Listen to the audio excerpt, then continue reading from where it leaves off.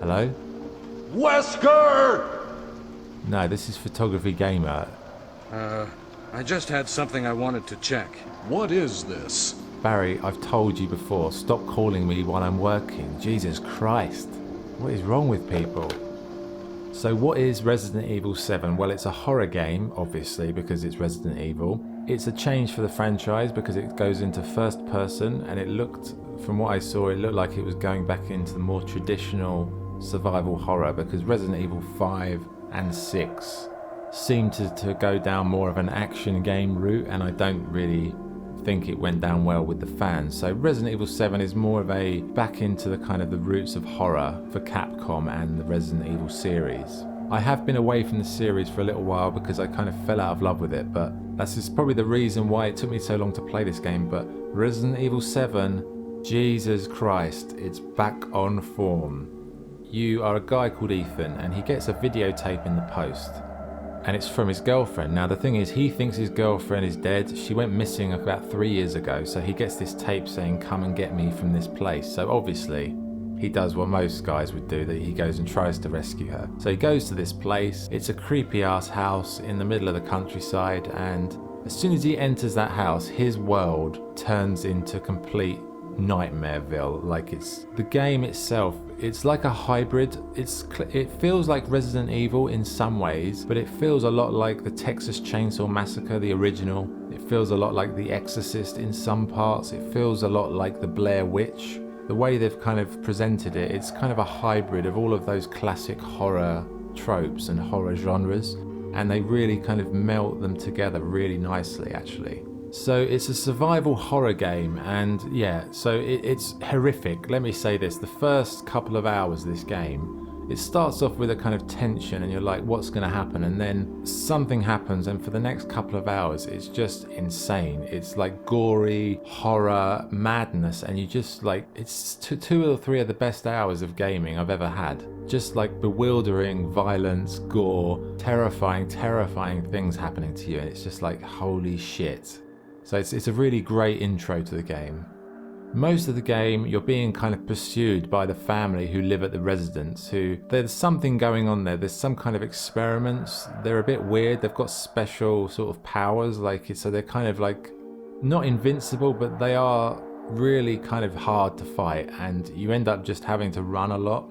You can fight back, but you know, a lot of the time it's not really worth it. You just got to try and save your own ass. So there's that kind of tension of being pursued by members of the family, and then you do have the classic Resident Evil puzzle elements, which are really nicely done. They feel very traditional, very much back to the original Resident Evil puzzles. The difference is, when you're doing the puzzles, you're constantly under duress, constantly under pressure, because you think, is one of the family members going to come around the corner with a chainsaw? You know, that kind of messes with your kind of calmness a little bit. They've got the balance right between puzzles and kind of planning, and then being chased and combat. It's a really nice mixture, and they've really kind of worked on that, and it just feels just about right.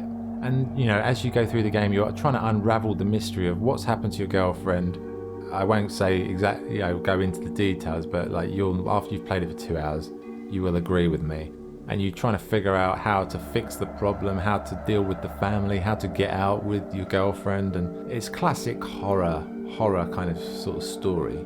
So in the game, the enemies are basically the Baker family and the weird creatures that inhabit the house, like giant insects and these weird kind of gooey black things that are growing out of the basement, and there's lots of creepy shit in this game. Like, seriously, it's like there are some bits in it that make you jump. Like, if you don't jump when you're playing this game, you want to check your pulse, because you're probably dead. Because like, I don't jump a lot when I'm playing games, but this one did me about 3 times, like did me good as well. But the overall feel of the game, it's constant tension. You don't feel like, it's quite stressful. Like, if you've had a tough day at work, playing this is probably not the best thing to do. It's a very stressful experience because you're under constant pressure and you're being kind of attacked from different sides by different things. And even when it's quiet, even when you feel like you've kind of made some progress, in the back of your mind, you're always like, is something going to come around the corner and mess me up? So it creates a real sort of tension in you as a player, and that's really kind of what Resident Evil was about in the beginning. It's really great that they've kind of brought it back to its roots in that respect. It's different to a Resident Evil game because there aren't really classic zombies in this game. It's different in that respect, but it ties into the main story in a certain way, which I won't ruin. But it's really just like a hybrid horror game film. That's the way I describe it. It's like all of the best horror films that you've seen mashed into one, with Resident Evil's puzzle elements and the slow progression system where the house is quite small. When you complete the game, you'll realize that the environments you were in weren't really that big, but they feel big because you only get to little parts at a time. You have to unlock doors, find keys. The house isn't that big, but it feels big when you're playing because it's kind of quite claustrophobic and you're locked into certain areas at certain times. They've done well like creating that kind of dynamic. Graphics on this game are really fantastic. The characters look amazing, the animation's great, the environments are great, the lighting is superb. You know, it really feels a bit like a Blair Witch kind of horror movie, like the way you have a torch and you light up dark rooms and you're crawling through underground tunnels and stuff. Everything is lit perfectly. The ambient lighting in the house, the way it's set up is just beautiful. It's really sort of film noir, really creepy horror movie vibes. Like the gore is unbelievably realistic. The first person view definitely affects that and makes it feel more real. Graphics are fantastic. This game really looks the part. The music in the game, it's kind of subtle, it's kind of very horror style, and it kind of comes in and out naturally. Like, it's very well handled. It's very sort of a dynamic score. You don't necessarily notice it that much when you're playing because it really just blends in with what's happening. Sound effects are all good. Maybe the guns are a little soft. They don't feel like they have a lot of punch. They feel like the sound effects of the guns are a little bit kind of subpar. But that's the only real sound element that I think has an issue. The ambient sounds are beautiful, like just the atmospheric walking around on the floorboards, hearing noises in other rooms. Really creepy, really creepy. And the voice acting is excellent. In all, the sound is amazing. The guns maybe could have done with a little bit more work. So what's good and what's bad? The good points to this game is it brings Resident Evil back to its roots, survival horror. It kind of pays homage to all of the great horror movies that I love. You know, it's well paced, the graphics are amazing, the sound's amazing, the baddies in the game are just so well crafted. You know, it's gory, it's horrific, it's scary, it's genuinely tense and stressful. It's like Resident Evil bringing itself back from the dead, so to speak, because Resident Evil 5 and 6 kind of killed it. This game really has brought the series back to what it should be. Like, so there's so much good here. It's just a really well crafted piece of horror, and I would strongly recommend it. What's bad? Maybe some of the sound effects for the guns are a bit soft. I can't put anything else that's really that bad. Like, the inventory system is handled nicely, the puzzles are good, the enemies are good. It's tough, but it's not impossible, you know, so it's a really well balanced game, and I don't really have a lot of negative things to say about it, really. So the verdict, what do I think?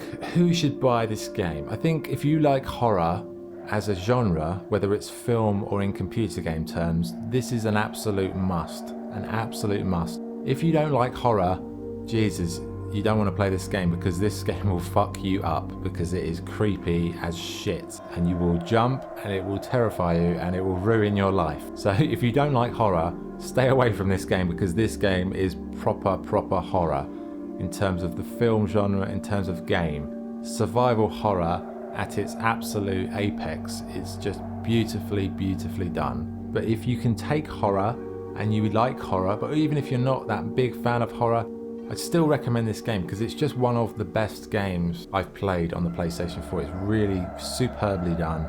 So glad I finally played it. Wonderful experience. So the score, I would give this 9 out of 10. It's just a fantastic experience. It's such an enjoyable experience. Scary. Fuck me, this is scary.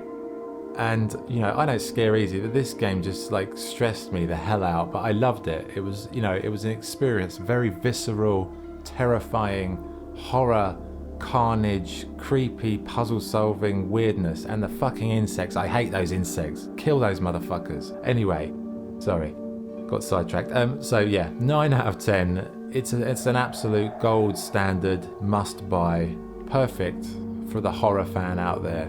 Go buy this game, you will absolutely love it. that was my review.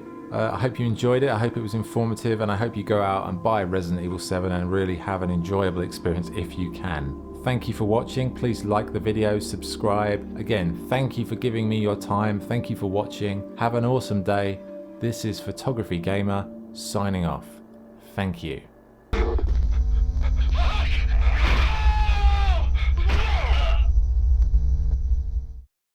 What is this? That was too close. You were almost a Jill sandwich. I can't believe... What the hell is this place anyway?